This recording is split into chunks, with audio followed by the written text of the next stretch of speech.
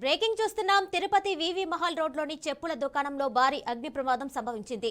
షాప్లో భారీగా మంటలు ఎగిసిపడుతున్నాయి. మంటలతో పాటు పొగ కమ్ముకోవడంతో స్థానికులు ఇబ్బందులు పడ్డారు. సమాచారం అందుకున్న అగ్నిమాపక సిబ్బంది ఘటనా స్థలానికి చేరుకొని 2 ఫైర్ ఇంజిన్స్ తో మంటలను ఆర్పేందుకు ప్రయత్నిస్తున్నారు. షార్ట్ సర్క్యూట్ కారణంగానే ప్రమాదం జరిగి ఉంటుందని ప్రాథమికంగా అంచనా వేస్తున్నారు.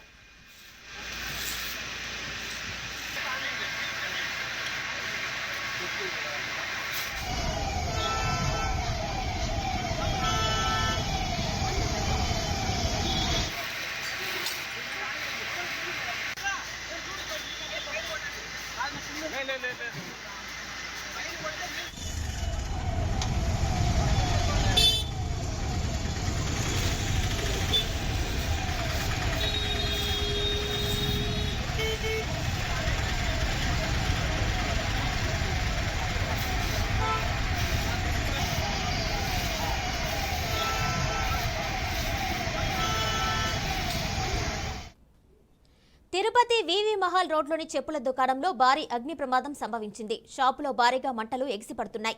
మంటలతో పాటు పొగ కమ్ముకోవడంతో స్థానికులు ఇబ్బందులు పడ్డారు. సమాచారం అందుకున్న అగ్నిమాపక సిబ్బంది ఘటనా స్థలానికి చేరుకొని 2 ఫైర్ ఇంజిన్స్ తో మంటలను ఆర్పేందుకు ప్రయత్నిస్తున్నారు. షార్ట్ సర్క్యూట్ కారణంగానే ప్రమాదం జరిగి ఉంటుందని ప్రాథమికంగా అంచనా వేస్తున్నారు. ఇక ఈ అంశం సంబంధించి మరింత సమాచారం మా తిరుపతి ప్రతినిధి గోపీనాథ్ అందిస్తారు. గోపీనాథ్, చెప్పండి, తిరుపతిలో చెప్పుల షాప్ లో అగ్ని ప్రమాదం జరిగినట్టు తెలుస్తుంది. ఫుల్ డీటెయిల్స్ ఇవ్వండి.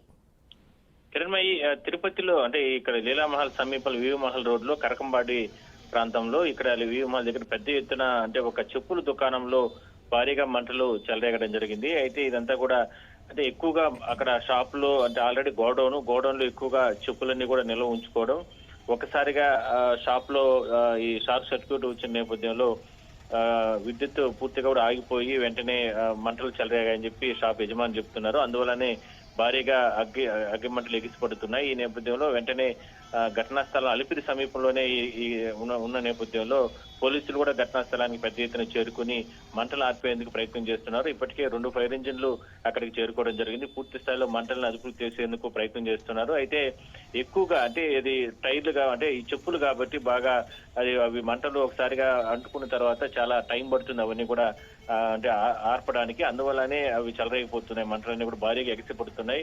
అయితే ఎవరిని కూడా అంటే ఆ దారిలో వెళ్ళేటువంటి వాహనదారులు కావచ్చు, లేదంటే స్థానిక ప్రజలు వాళ్ళందరినీ కూడా ఎవరిని కూడా అక్కడ అనుమతించడం లేదు.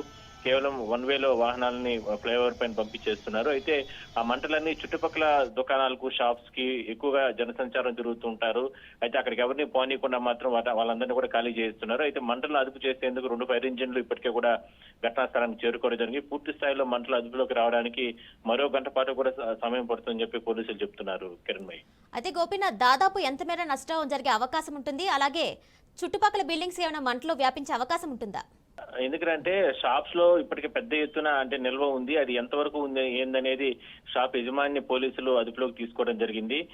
అంటే భారీ మొత్తంలో ఎందుకంటే అంటే అక్కడ ఉన్నటువంటి స్టాక్ అంత పెద్ద మొత్తంలో ఇతర ప్రాంతాల నుంచి ఎందుకు తెప్పించి ఇక్కడ పెట్టుకున్నాడు, దానిపైన పోలీసులు అతన్ని ప్రశ్నిస్తున్నారు. అంటే షాప్ కు మించి స్టాక్ ని అతను గోడౌన్ లాగా దాన్ని ఏర్పాటు చేసుకుని పెట్టుకోవడం, ఒకసారిగా ఈ విద్యుత్ షార్ట్ సర్క్యూట్ కారణంతో అంటే తక్కువ స్థాయిలో స్టాక్ గాను ఉంటే మంటలు కూడా తక్కువ స్థాయిలోనే ఉండే అని చెప్పి మొత్తం మీద పూర్తి స్థాయిలో విచారణ జరిపి అతని పైన కూడా చర్యలు తీసుకుంటామని చెప్తున్నారు. అయితే ఎక్కువగా షాప్ ఇతర ప్రాంతం అంటే చుట్టుపక్కల మిగిలిన షాప్స్ ఉన్నాయి, హోటల్స్ ఉన్నాయి, రకరకాల దుకాణాలన్నీ ఉన్న నేపథ్యంలో వాటికి మంటలు చెలరేయకుండా మాత్రం పోలీసులు ఈ ఏదైతే అంటే ఫైర్ ఇంజిన్ల సహాయంతో మంటలను ఒకవైపు అదుపు చేస్తూనే వాటన్నిటిని కూడా ఖాళీ చేస్తున్నారు.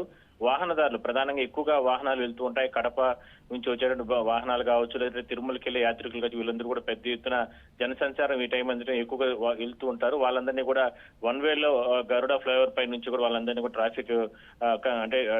ట్రాఫిక్ ని మళ్లించి వాళ్ళందరినీ కూడా బయటకు పంపిస్తున్నారు. మొత్తం మీద మరో గంటన్నర పాటు కూడా ఈ మంటలు అదుపులోకి వస్తాయి. అయితే చుట్టుపక్కల ప్రాంతాల నివాసస్తులు మాత్రం భయపడుతున్నారు. అంటే ఈ మంటలైనా సరే నివాసాలకు వచ్చే అవకాశం ఉంటాయంటే కూడా భయపడుతున్నారు. అయితే వాళ్ళకి మాత్రం ఎటువంటి హాని లేకుండా మాత్రం ఏదైతే పోలీసులు కావచ్చు, లేదంటే ఫైర్ ఇంజిన్ సహాయంతో మాత్రం సహాయ చర్యలు అయితే ముమ్మరం కొనసాగుతున్నాయి. కిరణ్ భాయ్, రైట్ గోపీనాథ్, థ్యాంక్ యూ.